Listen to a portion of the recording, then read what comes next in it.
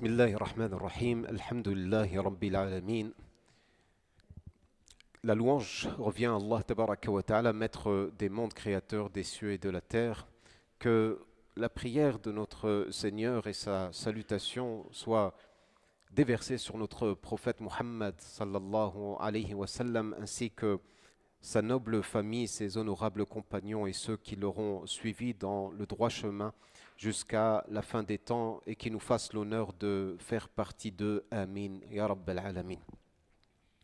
Mes chers frères en islam, l'imam Ahmad rapporte dans son recueil qu'on appelle le Musnad, d'après Abu Ayyub al-Ansari, le noble compagnon du prophète sallallahu alayhi wa sallam, qu'un homme est venu voir le messager de Dieu alayhi salatu wassalam, et lui a dit au messager de Dieu, paix et bénédiction de Dieu sur lui, exhorte-moi, mais sois concis. Exhorte-moi, mais sois concis.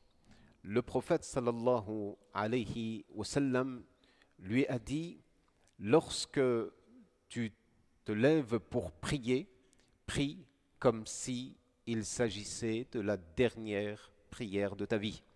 Précisément, il lui a dit, prie comme si tu allais présenter tes adieux à cette vie d'ici-bas, et à tes proches, et à tes amis, et à ta famille, et à ceux que tu aimes. Ensuite, il lui dit, ne prononce aucune parole après lesquelles tu serais contraint de présenter tes excuses demain ou ultérieurement. Et enfin, il lui dit, ne t'attache pas à ce que les gens ont entre leurs mains. Ne convoite pas les biens de ce que les gens ont entre leurs mains ou en leur possession. Voilà ce que représente l'exhortation du prophète sallallahu alayhi wa sallam. Deux choses d'emblée peuvent être remarquées. La première des choses, c'est la disponibilité du prophète sallallahu alayhi wa sallam, à savoir qu'il se rend disponible quand il est sollicité, et ça, cela révèle la grandeur d'âme et la générosité profonde du prophète sallallahu alayhi wa sallam. On le sait, le prophète sallallahu alayhi wa sallam était le plus généreux des êtres humains, le plus généreux des êtres humains, et cette générosité se manifestait de différentes manières, notamment quand il fallait prodiguer le bon conseil. Le prophète sallallahu alayhi wa sallam donnait effectivement des conseils avisés à chaque personne qui venait les lui demander. Car le prophète sallallahu alayhi wa sallam était disponible et il savait que ces paroles vont être utiles ou allaient être utiles aux personnes qui les entendraient. Non seulement aux personnes directes qui les entendraient, mais également à d'autres personnes qui vivraient après lui ou des générations durant. Et c'est encore le cas aujourd'hui en 2024 par la grâce d'Allah tabaraka wa ta'ala. Allah nous a conservé le Coran et nous a conservé les paroles de notre bien-aimé prophète Muhammad sallallahu alayhi wa sallam. Donc ça montre déjà que le prophète sallallahu alayhi wa sallam était préoccupé par le bien-être des individus, des musulmans, des musulmanes et même de l'humanité tout entière. Le prophète sallallahu alayhi wa sallam était généreux de ce point de vue-là. La deuxième des choses qu'il faut remarquer dans ce hadith, c'est que le prophète, que cet homme, voulait un conseil, mais il voulait la concision. Parce que, comme vous le savez, notre cerveau, notre capacité cognitive à rester concentré est limitée dans le temps. Certains évaluent cela à peu près une vingtaine, une trentaine de minutes. Au-delà d'un certain temps, on perd la concentration et probablement que la fin du discours va faire oublier le début du discours, tellement ça a été trop long. Et les meilleurs propos, comme l'a dit Abu Bakr as-Siddiq radiyallahu anhu, c'est ceux qui sont concis et qui vont droit au but, qui sont concis et qui vont droit au but. Et le prophète sallallahu alayhi wa sallam a effectivement répondu de cette manière, on ne peut plus concise. C'est normal, car le prophète sallallahu alayhi wa sallam a dit, j'ai reçu le Coran et j'ai reçu un discours semblable, c'est-à-dire similaire ou qui accompagne le Coran. C'est la sunna du prophète sallallahu alayhi wa sallam. Comme l'a dit Allah tabaraka wa ta'ala dans le Coran al-Karim, وَمَا يَنْطِقُ عَنِ الْهَوَى إِنْ هُوَ إِلَّا وَحْيٌ يُوحَى. Le prophète sallallahu alayhi wa sallam ne s'exprime pas par ses propres pulsions ou passions. Quand il s'exprime, il est dirigé par la lumière de la révélation divine. Quand c'est le Coran, c'est clairement identifié. Quand c'est la sunna, c'est clairement identifié. Mais l'un et l'autre sont d'une inspiration divine. Et c'est pour cela que le prophète sallallahu alayhi wa sallam a eu ce don de la part d'Allah tabaraka wa ta'ala et cette faculté d'être d'une concision exceptionnelle. Le prophète sallallahu alayhi wa sallam peut exprimer en très peu de mots énormément d'enseignements et de leçons à tirer de ces paroles. C'est comme, par exemple, il y a des savants qui ont dit, quand le prophète sallallahu alayhi wa sallam a dit « Innamal a'malu binniyat » les actions ne valent que par les intentions. Ce hadith à lui seul représente un tiers de la religion tout entière, voire même un quart, certains disent que c'est un quart, peu importe, mais pour dire que la phrase est tellement condensée, concentrée, mais elle renferme énormément d'enseignement, et ça, c'est ce qu'on appelle Jawami al-Kalim. Le prophète sallallahu alayhi wa sallam a effectivement cette faculté de prononcer énormément de choses, mais avec très peu de mots. Et donc, dans ce conseil, qu'est-ce que dit le prophète sallallahu alayhi wa sallam? On peut partager ce conseil en trois parties bien distinctes, mais qui peuvent être recoupées par un lien cohérent. Le premier conseil du prophète sallallahu alayhi wa sallam, c'est de dire, quand tu te lèves en prière, quand tu vas prier, fais en sorte de prier comme si tu allais présenter tes adieux à cette vie d'ici-bas. Comme si tu allais quitter tes proches. Comme si que l'ange de la mort t'attendait. Il t'attend juste que tu termines ta prière et il vient, il t'emporte avec lui. Si une personne prie avec cet état d'esprit, comment elle va prier? Comment elle va prier? Ne va-t-elle pas prier avec la plus grande déconcentration, avec la plus grande présence d'esprit qu'il soit? Ne va-t-elle pas prier avec le plus grand respect parce qu'elle sait qu'elle se présente devant Allah tabaraka wa ta'ala? Ne va-t-elle pas prier comme l'a indiqué le prophète sallallahu alayhi wa sallam en répondant à la question de Jibril qui a dit « Informe-moi au sujet de l'ihsan ». Le prophète sallallahu alayhi wa sallam a dit « L'ihsan, c'est d'adorer Dieu comme si tu le voyais. Mais si tu ne le vois pas, et si tu ne le vois pas, sache que lui, il te voit. » Donc le prophète sallallahu alayhi wa sallam appelle à intérioriser un état d'esprit qui est conscient de la présence d'Allah tabaraka wa ta'ala. Que lorsque l'on prie, on est entre les mains de Dieu, on est devant Dieu, on est en train de parler à Dieu. Et d'ailleurs le prophète sallallahu alayhi wa sallam nous a informé que Allah tabaraka wa ta'ala, quand chaque personne prie et récite la sourate al-Fatiha, quand le serviteur dit « Alhamdulillahi Rabbil Alamin », Allah dit « Mon serviteur m'a loué » ou m'a louangé, a fait mon éloge. Quand il dit « Ar-Rahman Ar-Rahim », Allah répond « Mon serviteur a fait mon éloge ». « Maliki Yawmiddin », mon serviteur, répond Allah tabaraka wa ta'ala, m'a glorifié. Iyyaka na'budu wa iyyaka nasta'in. Allah dit, ça c'est entre moi et mon serviteur aura ce qu'il désire ou ce qu'il réclame. Ihdina as-sirata al-mustaqim, sirata alladhina an'amta alayhim ghayril maghdubi alayhim waladdallin. Ça c'est pour mon serviteur et mon serviteur obtiendra ce qu'il demande. Donc celui qui prie en étant conscient qu'en fait il est en plein dialogue secret, intime avec Allah tabaraka wa ta'ala, il va prier avec une concentration excellente, avec une présence d'esprit exceptionnelle. Et c'est pour cela que le prophète sallallahu alayhi wa sallam nous dit quelque chose qui pourra t'aider à tendre, même si tu n'atteins pas forcément ce niveau super élevé, mais qui pourra t'aider à tendre, à arriver ou à aller ou te rapprocher vers ce niveau. Eh bien, c'est de réfléchir avant d'entrer en prière. Quand tu te lèves, tu te dis, c'est probablement la dernière prière de ma vie. Après cela, je n'aurai plus d'occasion de prier. Comment tu vas terminer cette prière-là? Avec excellence, à la perfection. Tu vas faire attention à chaque phrase que tu vas prononcer, en commençant par takbiratul ihram et l'intention qui accompagne cette parole. Et chaque mot, chaque verset, chaque invocation, chaque mouvement, chaque élévation, chaque prosternation, inclination sera vécu le plus profondément dans ta spiritualité, d'une manière exceptionnelle. Car tu sais que, ça y est, je ne pourrai plus prier après cela. Si quelqu'un intègre cet état d'esprit dans la prière, mais également dans toutes les adorations, comme le jeûne, comme n'importe quelle autre adoration, croyez-moi qu'il va exceller dans la manière d'adorer Allah, tabaraka wa ta'ala. Car il sait que peut-être plus aucune occasion ne se prêtera à lui désormais et qu'il doit quitter ce monde sur la meilleure note qu'il puisse exister.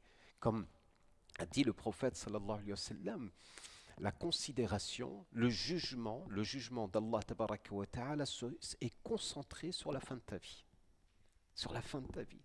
Et comme la fin de la vie, on l'ignore, elle peut intervenir à n'importe quel moment, d'un instant à un autre. Chaque jour est un nouveau mystère en réalité pour nous, car on ne sait pas de quoi sera fait demain. On ne sait même pas de quoi sera fait la seconde qui suit que l'on est en train de vivre. Et c'est pour cela que celui qui vit une prière avec cet état d'esprit va prier avec excellence, qu'Allah tabaraka wa ta'ala nous fasse la faveur, le don, la générosité de vivre avec nos prières avec un cœur présent et respectueux et qui vénère Allah tabaraka wa ta'ala au moment où on se présente devant lui. Amin ya rabbal alamin.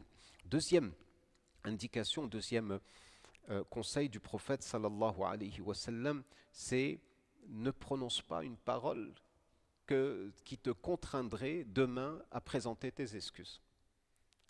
En somme, le prophète sallallahu alayhi wa sallam est en train de nous dire soignez votre langage. On a déjà évoqué l'importance, la nécessité de soigner son langage et de réfléchir avant de parler. Comme on dit, tourne 7 fois ta langue avant de parler. Sayyidina Abu Bakr as-Siddiq radiyallahu anhu, qu'est-ce qu'il faisait? Il mettait un petit caillou dans sa bouche pour éviter s'il doit parler, il doit retirer le caillou et réfléchir à ce qu'il va dire avant de parler. Ce temps est un temps en fait extrêmement important.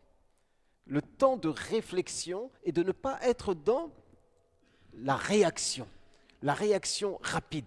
Là, tu veux faire une blague, donc tout de suite tu agis. C'est parfois pour certains, c'est une shahwa, c'est un plaisir de parler. Si parler c'est un besoin, écouter c'est un art. Se maîtriser c'est un art. Maîtriser sa parole, ça relève d'un don d'Allah tabaraka wa ta'ala. C'est pour cela que le prophète sallallahu alayhi wa sallam, il dit, celui qui croit en Allah et au jour du jugement dernier, qu'il dise du bien ou qu'il se taise.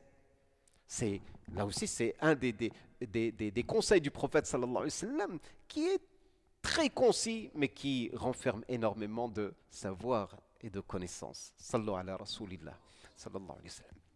Et donc le prophète sallallahu alayhi wa sallam nous met en garde parce que les mots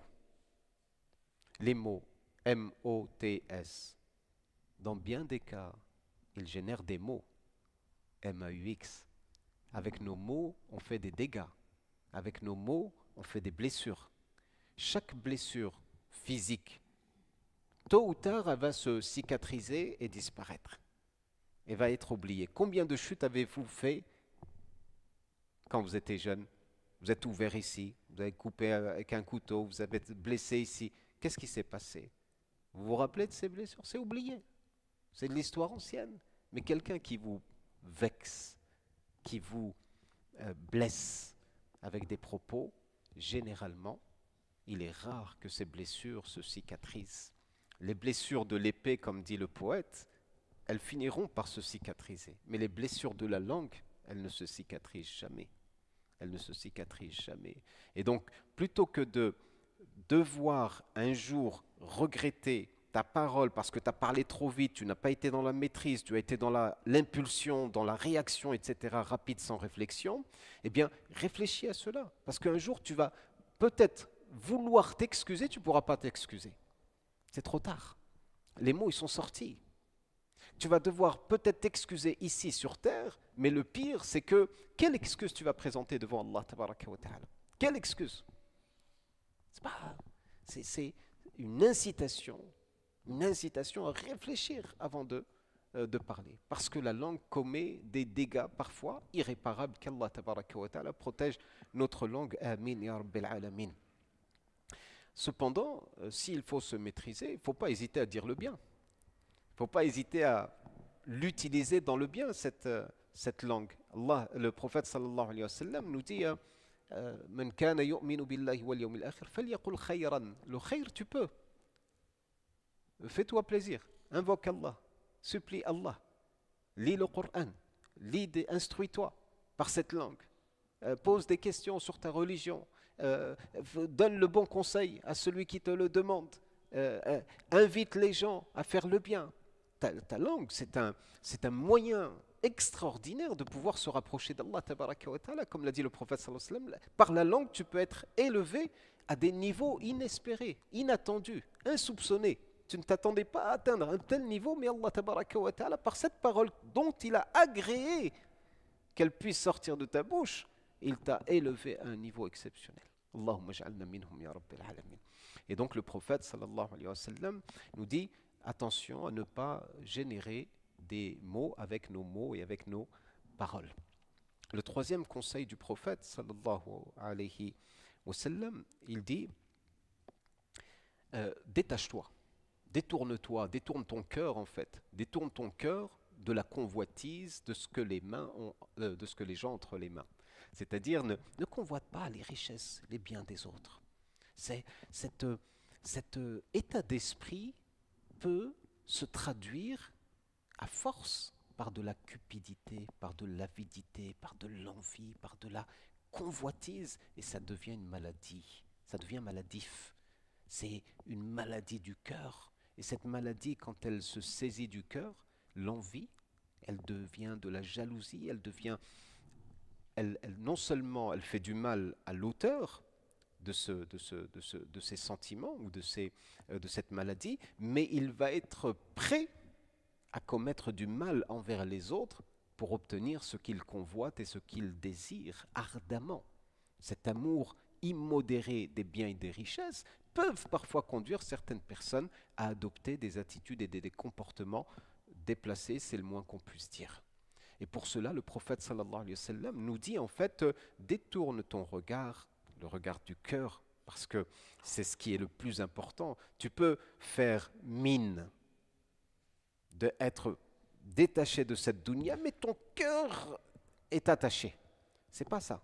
La véritable ascèse, le véritable détachement, c'est le détachement du cœur. Parce que tu peux avoir des richesses entre les mains, mais ton cœur est intact. Mais une fois que les richesses sont tenues par les mains de ton cœur, c'est là où tu dois t'inquiéter.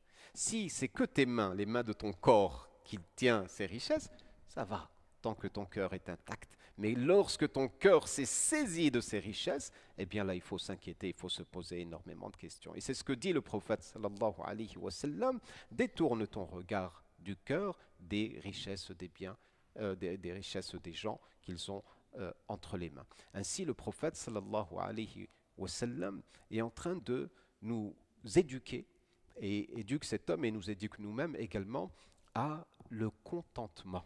Se contenter, se satisfaire de ce que Allah Azza wa Jal nous a donné. Toute personne qui se satisfait de ce qu'il possède et de ce qu'il a et de ce que Allah Tabaraka wa Ta'ala lui a attribué, c'est une source d'enrichissement intérieur que personne n'atteint. Si Allah Tabaraka wa Ta'ala t'a donné cette richesse intérieure, c'est un niveau exceptionnel. C'est un niveau supérieur. C'est pour cela que le prophète sallallahu alayhi wa sallam dit la richesse, ce n'est pas la richesse matérielle. La richesse, c'est la richesse spirituelle. C'est la richesse intérieure. C'est ce qui réside au fond de toi. Et c'est ce contentement, ce qu'on appelle en arabe le qana'a. Se contenter, se satisfaire des dons de Dieu. C'est pour cela que le prophète sallallahu alayhi wa sallam a donc résumé ce conseil en 3 points. Tout d'abord, la prière, c'est ton lien avec Allah subhanahu wa ta'ala. Et ensuite, les relations que tu entretiens avec les gens. Elle se fait par deux choses, soit par la bouche avec ta langue, donc soigne ton langage, soit avec le fait de convoiter, et là il y a de la convoitise, c'est aussi intérieur. Donc il y a l'aspect extérieur dans les relations interpersonnelles et l'aspect intérieur. Le prophète sallallahu alayhi wa sallam nous appelle à soigner notre lien avec le divin, avec Allah Azza wa Jal, et soigner notre lien avec l'humain. Et de cette manière-là, on sera effectivement à un niveau où on aura profité de l'exhortation concise du prophète sallallahu alayhi wa sallam, qu'Allah éveille nos cœurs, wa sallallahu wa sallama wa baraka ala nabiyyina Muhammad wa ala alihi wa sahabati ajma'in, subhana rabbika rabbil izzati amma yasifun, wa salamun ala al-mursalin, walhamdulillahi rabbil alamin.